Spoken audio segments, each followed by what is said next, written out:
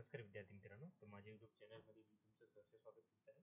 तर तुमच्यासाठी एका महत्त्वपूर्ण विषयावरती व्हिडिओ घेऊन आलो आहे. तो म्हणजे महाराष्ट्र शासनाच्या वन विभागामध्ये वनरक्षक भरती 2025साठी आपण प्रयत्न करत आहोत.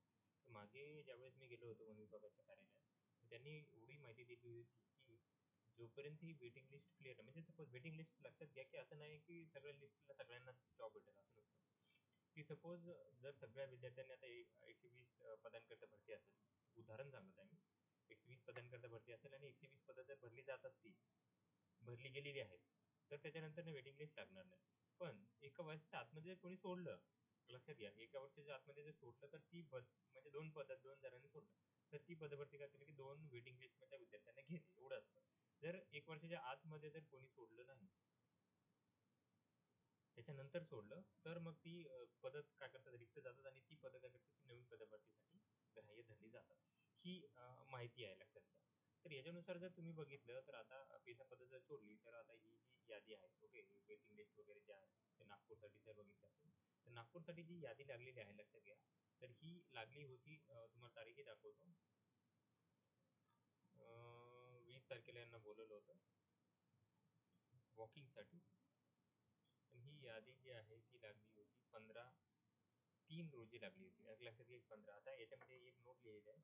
निवड सूची ही एका वर्षासाठी किंवा निवड सूची तयार करण्यात असताना ज्या तारखेपर्यंत निवड रिक्त पदे विचारात घेतलेली आहेत त्या तारखेपर्यंत जे नंतर घडेल त्या दिनांकापर्यंत राहील आणि त्यानंतरनं जी व्यक्तगत म्हणजे काय होतं की एक्सपायर होणार.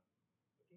म्हणजे काय करतात बघा, निवड सूची 1 वर्षासाठी किंवा निवड सूची एका वर्षासाठी राहील किंवा निवड सूची तयार करताना ज्या दिनांकापर्यंत रिक्त पदे विचार घेण्यात आलेले आहेत, रिक्त पद ज्या तारखेपर्यंत घेण्यात येतात, ते तारीख जी नंतर असेल त्या ते गोष्ट धरण्यात येतात. आता आपण निवड सूची 15 तारखेला केली आहे, तर त्याच्यानुसार ती तारीख पकडूयात आपण.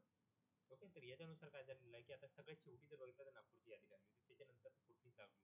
त्याच्या पहिले सगळ्या लागल्यात. आता तुम्ही बघा, याची बघू शकता, ठाण्याची आणि नागपूर शेवटी लागली होती.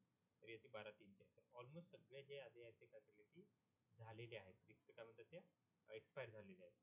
एक्सपायर झाले. तर याच्यानंतरनं काय होते की तुम्हाला या याच्यानुसार काय होते की तुमच्या याद्या लागणार आहेत.